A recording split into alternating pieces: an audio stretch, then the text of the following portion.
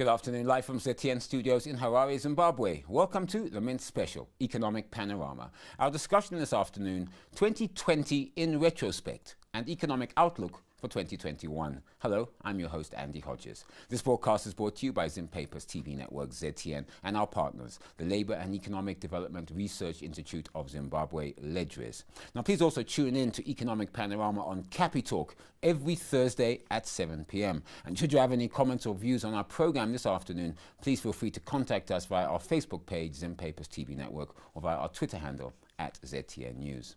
The year 2020 will go down in history as one of the most difficult years in the country. Two major external shocks that had an adverse effect on the economy were the drought and the COVID-19 pandemic. The 2020 Zimbabwe Humanitarian Response Plan, HRP, launched on the 2nd of April 2020, indicated that 7 million people, that's about half the population of Zimbabwe, in urban and rural areas were in urgent need of humanitarian assistance, compared to 5.5 million in August 2019. The COVID-19 pandemic affected the Zimbabwean economy through a number of channels, which include supply chain disruptions, disruptions in trade, which have affected the capacity of the country to import raw materials, decline in tourist arrivals, decline in commodity prices, decline in foreign direct investment flows, that's FDI, as well as diversion of government resources to fight the outbreak, which reduced funds available for key developmental projects.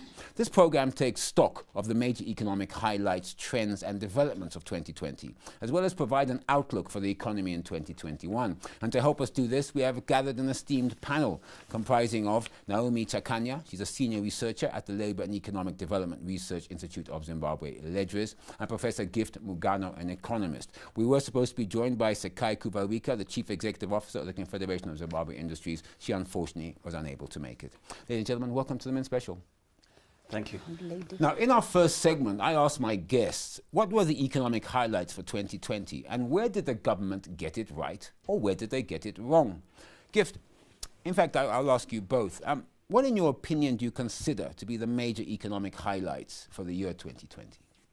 Thank you, and quite a number of them. I think what came to me as a major highlight is the issue of policy inconsistency, which I think in 2021 must not repeat.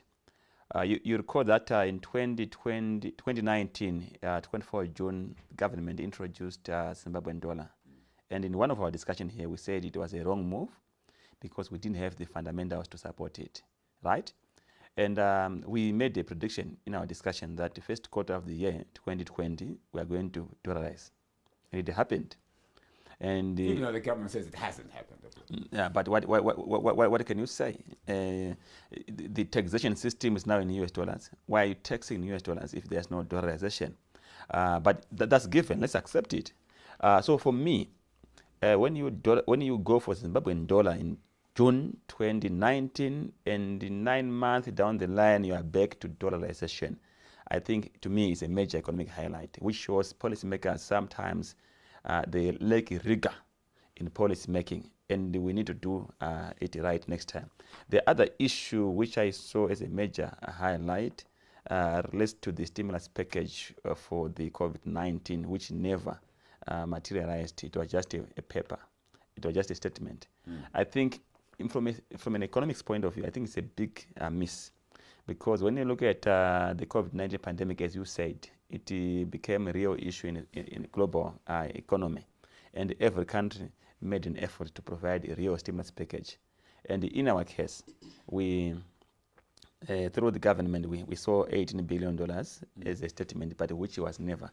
So again, it became an issue in the economy because you have an economic situation which is dire, and you promise. But don't you think, though? I mean, it's a fact, though, that even if we go back to 2019, the fact was the economy, as some commentators have said, was already on life support. Right. So really, the 2020 was trying to, I suppose, to the Transitional Stabilization Program, try and maybe address some of those fundamental problems that we had, that we brought forward into the year. Yeah, look, in fact, the economy was in life support from 2018. So from 1 October 2018, you remember when the governor of Central Bank and the Minister of Finance presented fiscal measures and monetary measures respectively, that's when the 2% came in. And 5 October 2018, it was TSP. From there, from November 2018 up to June 2020, it was an economy run by statutory instruments. So it was more like putting more poison into the economy, which is on life support.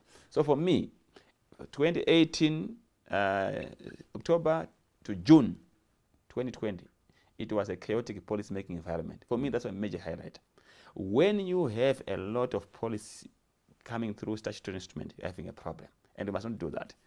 But what also excited me in 2020, maybe one of the major economic highlights, was the disbandment. Initially, the Minister of Finance set up an exchange control team in March, right? And I remember I said that it's not going to work. I remember one of my famous statements. I said, even if you hire 1 million professors of economics from Harvard University, it's going to fail. And in 2 weeks, it was disbanded, right? To manage the exchange rate. Then we do the rest. But the good thing which we then did was to do the corrections. In July, that's when we went for the auction system. Because clearly, when we disbanded the team to manage, the cracking team to crack the exchange rate, we went for a fixed exchange rate. So we went to the gold standard. Which of course didn't work. It Yeah, was proven later on with the Dutch so we auction went for the system auction came in. system. And I think the auction system to me is not the best case scenario. But in view of the market failure, I guess it was a better option. Better option. Yeah, I would rather want to get to a point where we have it being open to the banks. To have Well, that of course depends on where the foreign currency is, and if exporters will be willing to sell into the market. Correct. But Naomi, let me look at some of the successes, or the government-stated successes. I mean, when you look at inflation in the first quarter of 2020, it was over 750%. It currently is sitting at around 471% year on year, and month on month, I think the figures are about 4.37%. So the government is touting that as obviously they've managed to get that under control, or to some degree under control. The central bank is also touting that their money supply growth is now under control, and that they're managing to just sort of increase money supply based on fundamentals, which is, of course, money supply has to increase in any country. And of course, what affects citizens is that citizens went from almost daily price increases for basic commodities in the first half of the year to some resemblance of price stability. Sure, prices were going up, but at a much less degree than they were in the first half of 2020. Your comments? Okay, thank you very much.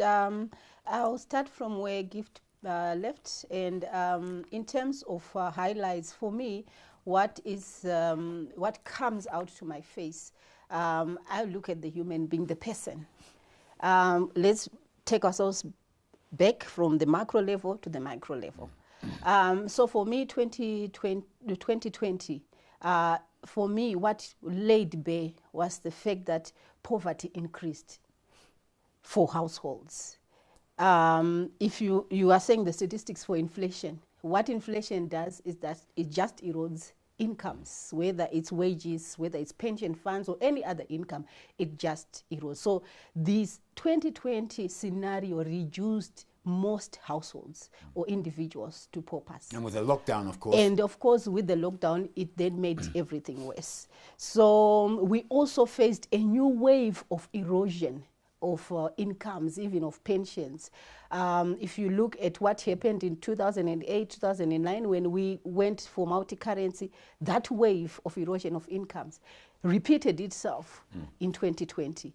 So if I'm looking at a household, you found that most people, even disposable incomes, were reduced drastically. And that affects demand even in an economy. A commentator said, in fact, yesterday at the conference I was at, they said that the shops are full of goods, and probably one of the major reasons could be that Zimbabweans can't afford to buy them. I mean, it's an interesting concept. Yeah, it's very true, because inflation was high, 700, at a time when wages were stagnant. So it constrained a lot of households. But I mean, okay, right. So we know we have challenges. We know we didn't have money on infrastructure spending for many years prior to 2020. We knew our health system was already at straining, if not breaking point, prior to the pandemic. And I think COVID-19 showed the inefficiencies in our health system, not worrying about our infrastructure spending on issues such as education. But surely, do you think that the government got it right somewhere? And where did they get it right, and where did they get it wrong? I think maybe where they got it right. Of course, it's the forex introduction of the forex, at least in terms of stabilization of foreign exchange.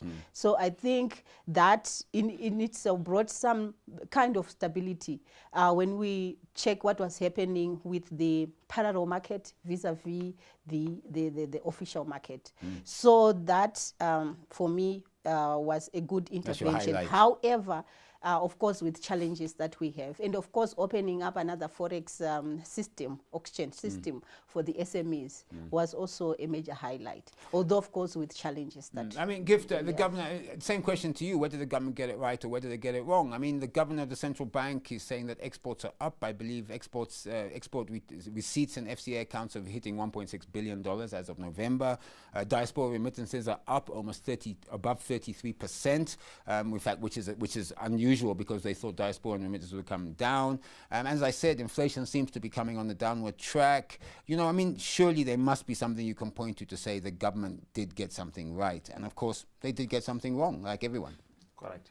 So, as Naomi said, the auction system was a plus. Clearly, it provides some bit of impetus on the trading of foreign currency.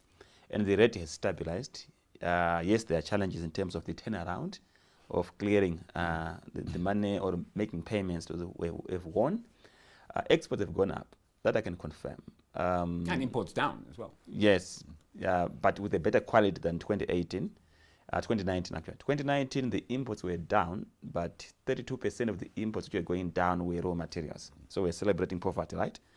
Rather, you want to see importation of raw materials to increase production.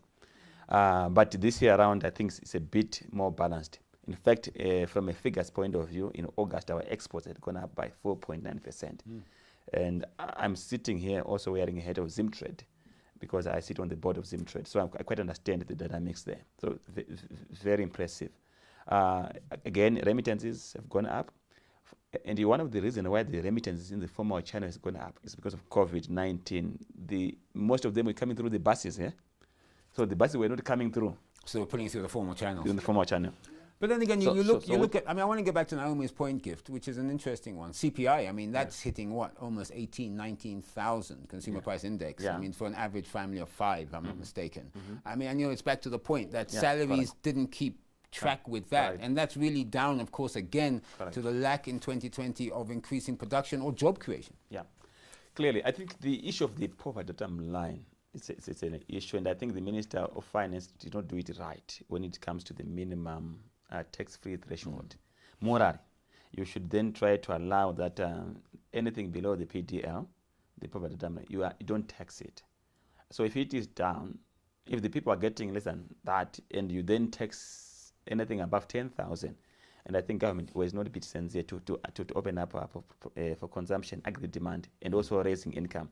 But for me, where I sit, I think it's much more about stability in inflation.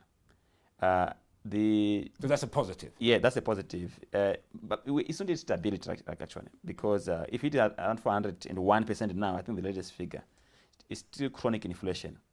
But the direction of moving down from 8.37% in July to 401% in November is a positive direction, sustained by the stability in the exchange rate.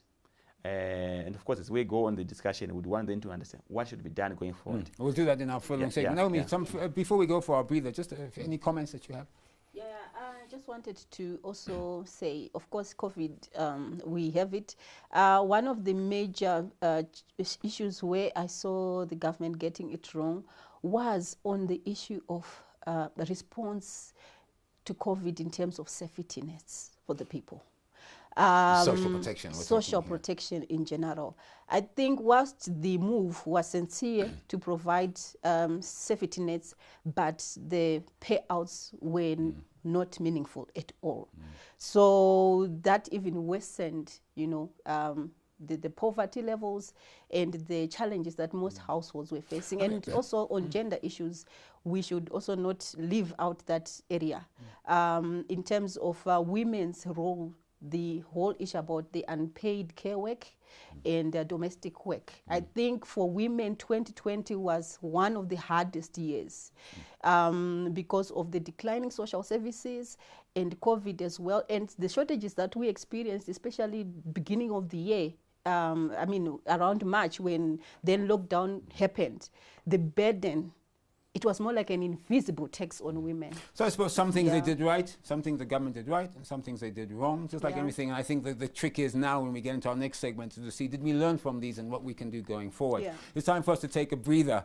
If you have any comments or views on our program this afternoon, please feel free to contact us via our Facebook page and Papers TV Network, or via our Twitter handle at ZTN News. You're watching the Mint Special Economic Panorama. Our discussion this afternoon, 2020 in retrospect, an economic outlook for 2021. This broadcast is brought to you by Zim Papers TV Network ZTN and our partners, the Labour and Economic Development Research Institute of Zimbabwe, LEDRIS. Now, after the breather, we ask, what needs to be done in 2021 to make the economy more resilient and increase productive capacity? Is Zimbabwe's Dutch foreign exchange auction system sustainable? The Mint Special will be right back. Please don't go away.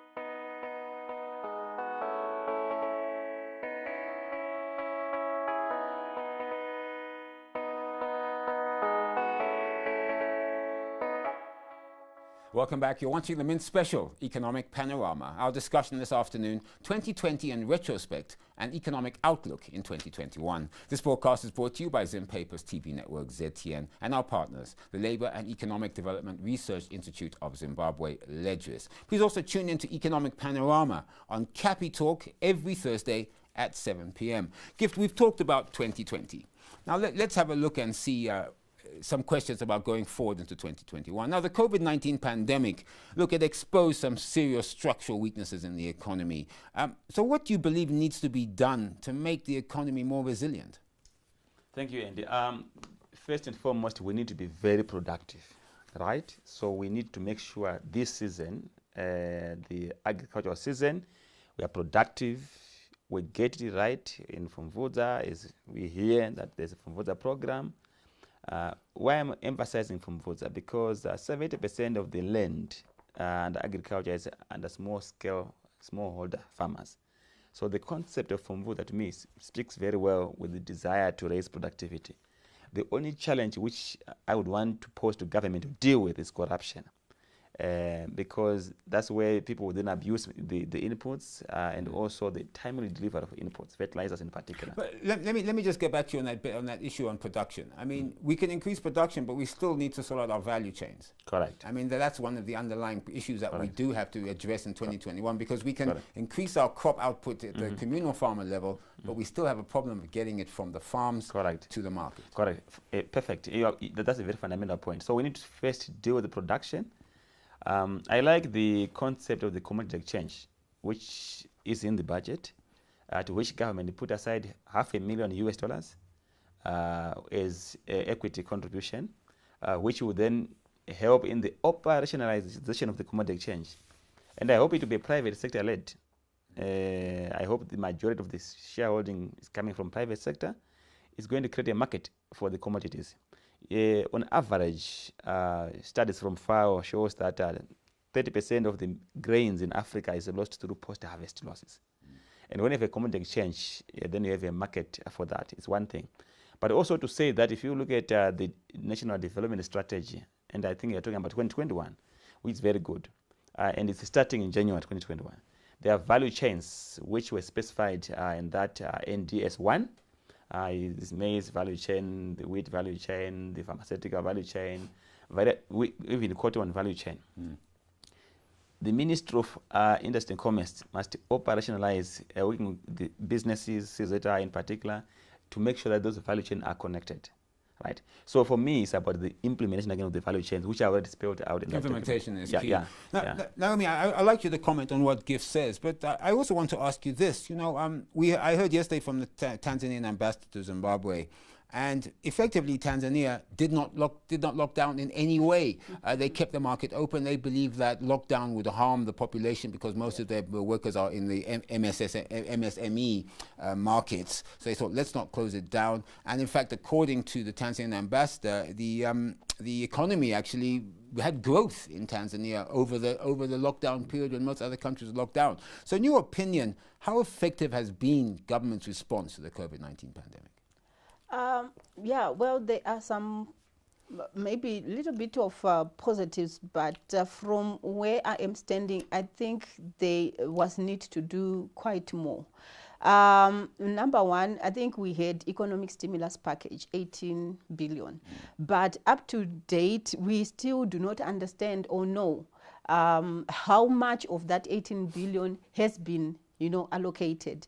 What has been the impact of that? Because from what we are seeing with the economy, we are not feeling as if that 18 billion has been injected and in also, the economy. I mean, for social services, what is the number? 4.6 billion, if I'm not mistaken, for 2021. So in essence, do you think that the minister now needs to really focus more on social protection, safety nets, particularly to reduce the poverty and inequalities in the market or in the population in 2021? What would be your comment? I think that's imperative. You give people social protection, you enable them to cushion themselves, you enable them to re-engage again into economic activities. So priority for sure, for me, social protection has to be given priority. And 2021, the NDS has set up a very good, integrated social protection system. Which has 4 pillars, which is good. But of course, it's not enough to have good policies. It's about implementation of those policies. That matters at the end of the day. So for me, as I said, social protection, but also industrialization. I pick up from what Gift has said. I think COVID-19 has exposed us in terms of our weaknesses, industrialization. We were relying on imports and so forth. So when all the borders closed, then there was a huge outcry from households. Now, I mean, one thing I think the minister tried to do, or he's tried to say it in the budget, is to bring more of the informal economy into the formal sector, because it's clear that to fund the budget, we need to increase our domestic resource mobilization. We know that we're not going to be getting money from multilateral donors and so on. Already the flows are going down. I'll ask you a question about it later. But that is an issue, isn't it? To start to bring in the informal to the formal. Yes. It's not a one-day thing. It's a process. The formalization process. I think ILO convention recommendation has given us as Zimbabweans a platform to use, to tap from that recommendation on how to transition from informal to formal. But I think what we are missing as Zimbabwe is that process, it remains kind of a preview to a particular sector in the economy. There are huge outcries from the Informal Economy Association that they are not being also engaged in this process. So these are the beneficiaries. So how can you develop a policy without inclusion of the beneficiaries? So lack of collaboration or communication. Yeah, so there's no buy-in. And also around formalization, I think there's so much delays. There was a time for COVID when the government said we want to provide COVID funds and SMEs should come and formalize. But it took ages just to register. So we need to also seriously rethink and recast our formalization strategy. I think we have more scope, especially on registration, the taxes that needs to be paid before you even get a certificate of operation. Now we have presumptive tax with us, the $30 and so forth. So it almost like it's punishing or penalizing the informal economy rather than supporting it like other countries have done. Gift, I want to throw some numbers at you. The Confederation of Zimbabwe Industries 2019 CZI Manufacturing Sector Survey, they said industrial capacity utilization fell by 11.8% to 36.4% in 2019 from 48.2% in 2018. And for 2020, it's set at 27%, which is a 9.4% decline from the 2019 figure. This is from CZI's own numbers. And of course, I think Naomi mentioned something there which is interesting, is the ease of doing business. Obviously, 2021 is something that we'd look at, and I'd like you to comment on that. But back to your point about production. You said we need to produce. How do you believe that we can increase production capacity utilization in 2021? What needs to be done to improve it? Thank you. I think the first thing is to put the right environment for people to produce, for business to produce. And you need reforms. The ease of doing business, as you are saying, must be dealt with decisively. You need the key utilities, for example, power. You can't talk of production when there's no enough power, energy to do production. You need water, you need irrigation. Those are the critical enablers. So it's a whole mix. Right. Then you also look at the general policy framework. They should be consistent in the policy. I always say the best stimulus package which you can give to business under COVID-19 is a policy environment which is credible, which is stable, which is enabling business to think and to plan in a long term. You know, what we're doing from 2018, as I said, of running the economy on statutory instruments and inconsistent policy reversals must not happen in 2021, right? Then the other issue is to deal with issues of the tax regime, for example. Right, how do you think you are going to raise production when you are charging the business high taxes? You are taking the capital, you are crowding out the private sector. So the best, there is always an issue, the Minister of Finance. They think to raise more revenue is to charge higher taxes. There's a conventional wisdom which argues that if you reduce the taxes, there's more compliance and more efficiency in tax collection, and you tax a higher CAC. I want to look at three issues, and maybe both of you. Naomi, let me turn on this. I mean, there's three important issues I think could be important for 2020: beneficiation, import substitution, and of course a robust and sticking to it Buy Zimbabwe campaign. I mean, we've always advocated for Zimbabwe, the government, to have a percentage of all of their purchases done locally and so on. But I mean, these are three issues which I would hope would help stimulate production into 2021. Yeah, I'll start on the Buy Zimbabwe campaign. It's a very noble initiative. So we are also saying that process, that initiative has to be supported, of course, on the production side. And I think we've talked a lot about how production can be stimulated. But we are also saying you can have the produce. Yes, we have, let's say, industrialized. We are now producing. Who will buy those things when people's disposable incomes are still very low? So you have products, and you are saying Buy Zimbabwe campaign. Where will people get the money to buy? So there is also need to balance the two.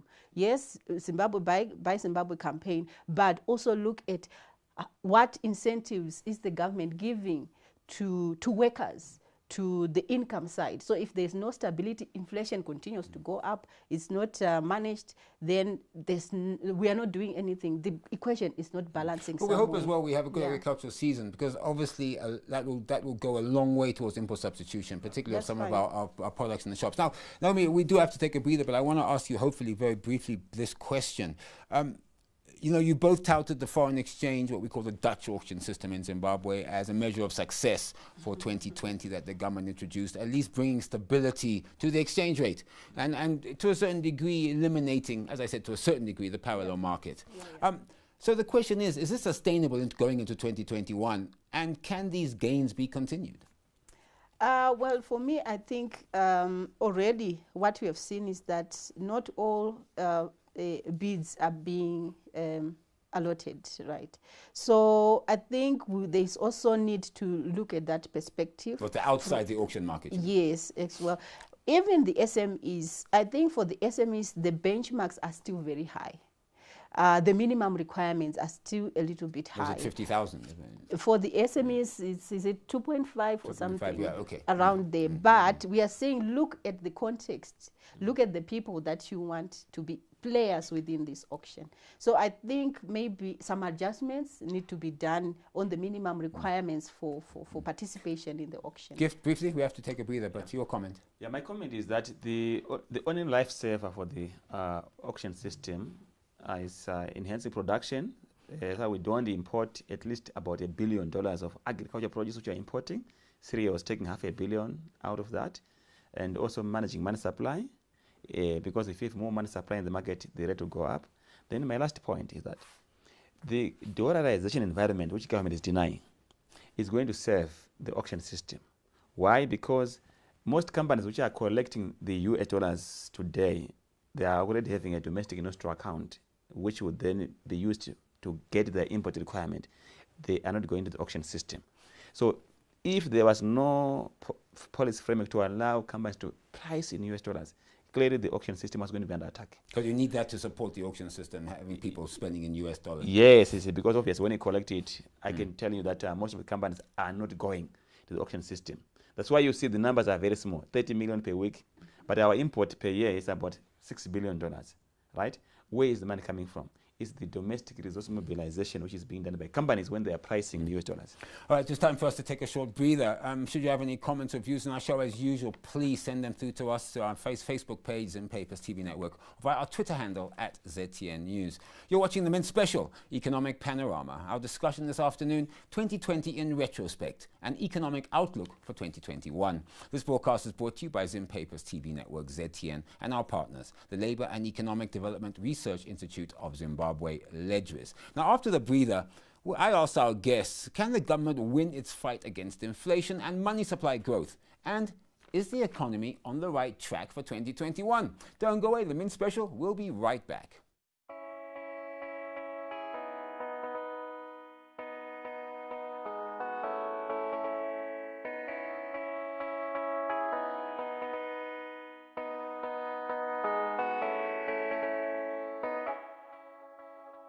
Life will never be the same again. Absolutely. No. How do you tell someone in Bari or in Soweto that they should exercise social distancing?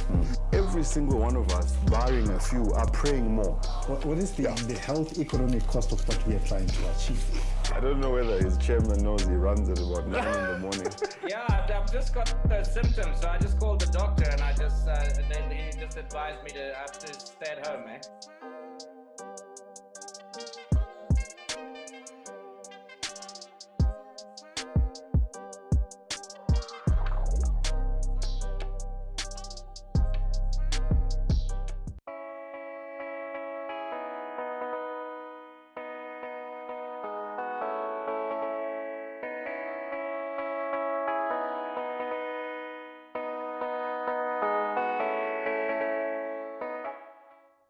Welcome back to the Mint Special, Economic Panorama. Our discussion this afternoon, 2020 in retrospect, an economic outlook for 2021. This broadcast is brought to you by Zim Papers TV Network, ZTN, and our partners, the Labour and Economic Development Research Institute of Zimbabwe, LEDRIS. Please also tune in to Economic Panorama on Capi Talk every Thursday at 7 p.m. Now, Gift, Zimbabwe's government is predicting, I believe, an average inflation rate of about 134% by 2021, and single-digit inflation month on month for the entire year. In fact, the governor yesterday stated that by December, month-to-month inflation will be 0.3%. So the question then is that, in your opinion, do you think the government has put in place the enabling environment to achieve these targets? Are they actually winning the war against inflation? Thank you. I think their basic element which has been put by government, if you refer to the national budget statement, I would say it's a productive oriented budget. Right? Why 31.2% of the budget is going to capital expenditure for the first time. And that's very good, because you are basically funding production, irrigation, roads, and you stimulate the economy, right?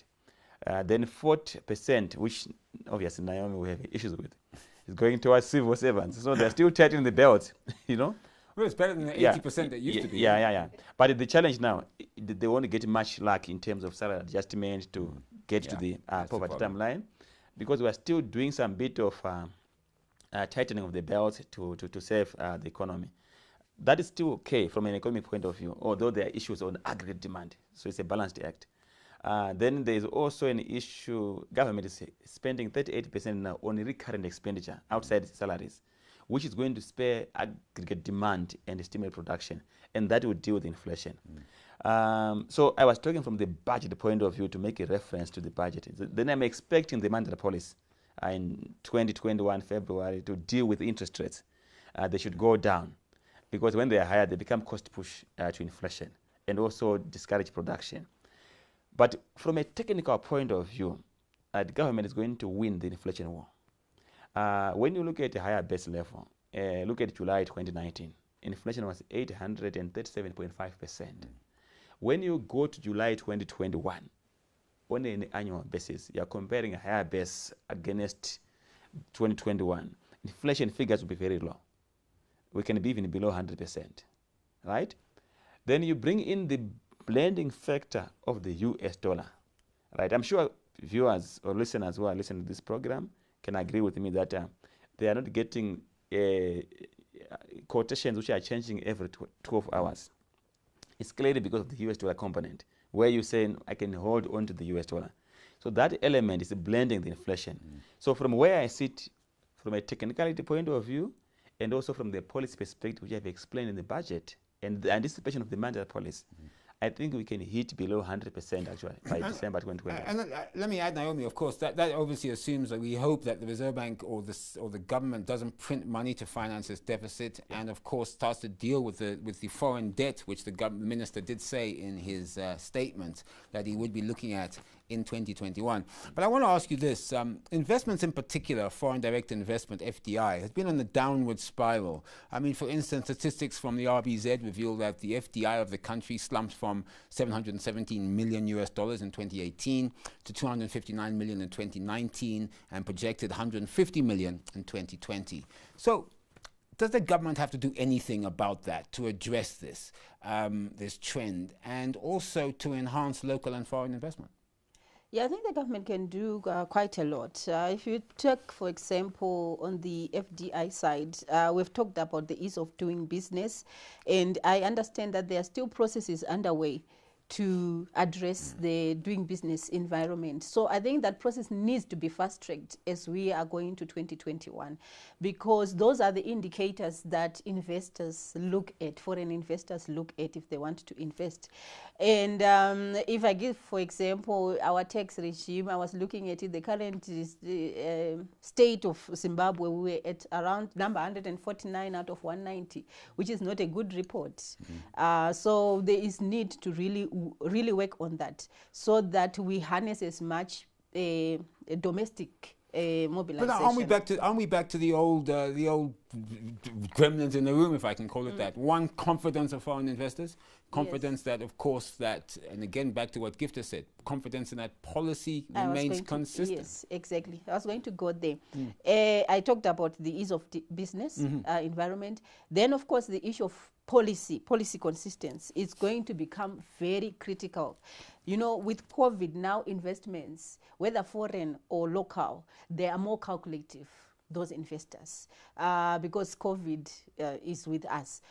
So there is really need to stabilize in terms of how we do business policy-wise, because past experience has shown us that, 2020, as we have heard, 2020 was really a mess up, especially even NDS, the National Development Strategy document, it points that policy inconsistency failed the nation. So it's the government admitting on its own. So if you are admitting on your own, we expect some corrections going forward. So we are expecting corrections in that area. We are also expecting corrections around infrastructure development, because especially social infrastructure, which is enabler, and of course the utilities, we expect more focus around that area. This is what attracts it. No one would want to invest in a country where there's always blackouts here and there, where water, is still a problem.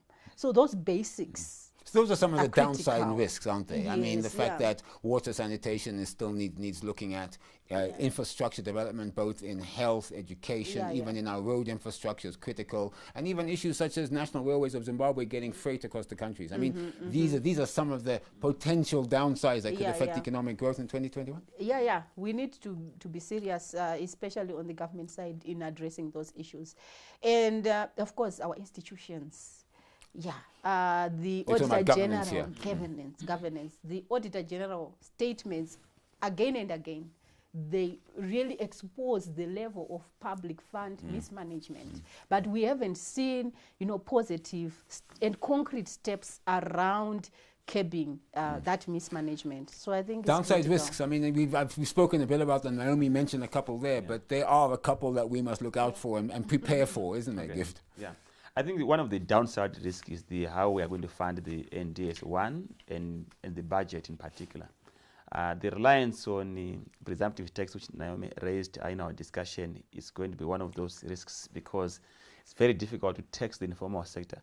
The only effective way of taxing the informal sector is to provide the decent operating space, right? Then you collect the tax through the local authority because they will be in the covered in a proper shelter, right? You don't tax someone who's sitting under the tree under presumptive tax. And even those landlords who are being said collect $30, it's not going to work. Simply because if you only pay presumptive tax if you have no tax clearance. So those who are in the formal setup in a shop, they just get a tax clearance. Yeah, so that's a risk. Then the other one is of this cannabis expectation that the government is going to collect 20% for exports of $1.25 billion, right? Just convert it, it's about $200 million, right? Of exports from Mbanje, right? Cannabis, which we have not even grown. It isn't exactly Mbanje, it's medical cannabis. So to me, it's a bit crazy and optimistic, highly optimistic. I don't know where the minister is getting from. Then, of course, the other issue relates to the funding of agricultural sector, where there's smart agriculture and vis-a-vis the printing of money, which might then upset the system in as far as the money supply is concerned. My last point is on the country's perception, which is tied to what Naomi was talking about in investments. This is a confidence aspect. Yeah, confidence issue. Right. Do you know why we got investment of $745 million in 2018? Because there was change of leadership, right? And there was this wave of confidence globally when President Mnangagwa got in. But because then later on, the abductions, whether they call them fake or real, they are creating a problem for this country. So what if government does not manage abductions, whether fake or real? Perception now. The perception, which could be right or wrong, but the fact is it's a perception. We will be here in have to Zimbabwe, manage. and investors will be out there, and would want to explain. And when you're explaining, you are losing. So we should not entertain any fake or real abduction in 2021, even arresting people who are demonstrating. Right. Those things we must not do them in 2021. Okay, now we are coming to the end of our program, so I do want to get this final question into both of you. Is the economy, let me start with you, is the economy on the right track? And what are your sentiments on the economic outlook for 2021? I'm very positive for 2021 for the first time. Clearly on the basis of the good NDS, the National Development Strategy is the best document. Very clear, there's clarity in terms of what you want to do. What made me even more positive about it is its implementation. As you heard from the Minister of Finance, he was very clear that they're going to implement it through the national budget. And when you look at the appropriation funds in the national budget are given to the 14 clusters within the NDS in the national budget, which is very good, very balanced, I must say. Right. What also makes me more confident is the stability which I've seen right now, not notwithstanding the challenges, and the heavens which are smiling on us. Because once we get good rains, as we are getting them now, I hope there will be enough fertilizer, good harvest, we can eliminate close to $1 billion in import substitution. This is not a very complicated economy. If we have a glut of maize in this country, we save $500 million per year. And that is going to do wonders in terms of stabilizing the exchange rate because we'll be having enough foreign currency. So overall, taking into account again expectation on inflation from a technical front, I talked about coming from a higher base. I think 2021 will be a better year. Naomi, same question. Your opinion, is the economy on the right track? And your sentiments on our outlook for 2021? Okay. Well, if you look at our policies, it seems like it's saying, it seems probably we are on the right track. But for me, 2021 can only be positive on my side when I see some action around serious address on corruption. When I see some positive developments around social dialogue. I'm talking about the tripartite negotiating forum, where business, government, and labor sit and discuss and come up with way forwards. And that platform is critical. It has helped Zimbabwe when we were in crises before. So we can still tap on what worked that time and, you know, use it in this crisis period that we are in. So we need mutual trust in TNF. We need implemented agreements. If government, business, and labor agree to walk in a certain direction, let them walk. Consistency, we come back to consistency. So it can only be hopeful for me when those areas are addressed. I think we can go a long way. Well, there we go. I think some positive sentiments there from my guests. We have unfortunately come to the end of our program this afternoon. You've been watching the Mint Special Economic Panorama. Our discussion, 2020 in retrospect, and economic outlook for 2021. This broadcast is brought to you by Zimpaper's TV network ZTN and our partners, the Labour and Economic Development Research Institute of Zimbabwe, LEDRIS. Of course, don't forget, don't miss Economic Panorama on Capitalk every Thursday at 7 p.m. I'd like to thank my guests, Naomi Chakanya, she's a senior researcher, Labour and Economic Development Research Institute of Zimbabwe, LEDRIS, and Professor Gift Mugano, an economist, and of course, Sekai Kubarika, CEO of Confederation of Zimbabwe Industries, was unable to make it this afternoon. Ladies and gentlemen, thank you so much for appearing on the Mint Special. Thank you. Thank you. A final comment.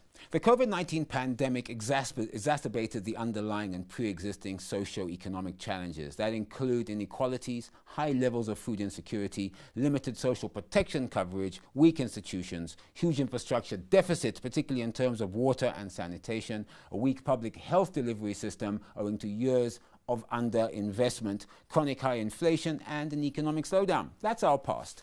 The Zimbabwe government believes that they have, through the Transitional Stabilization Program, combined with such initiatives as taming money supply growth and introducing the Dutch auction system, stabilized the Zimbabwean economy, and that 2021 is the year in which the economy will begin to show signs of major recovery, all things being equal. On Monday, the 16th of November 2020, the President officially launched the National Development Strategy 1, or NDS1, which runs from 2021 to 2025, as a successor to the Transitional Stabilization Program, TSP. The NDS1 is highly ambitious and is underpinned by 14 priorities. It also seeks to move the country from a lower middle income society towards an upper middle income society by 2030. Of course, there are numerous shocks to our economy that may still occur in 2021, but commentators think that the current stabilization in the economy will continue into the new year. For a hard-pressed population still reeling from the COVID-19 pandemic, this just may be what they want to hear for Christmas and the new year. I'm Andy Hodges. Goodbye. Have a happy Christmas and a fantastic new year. Goodbye, and you all be safe.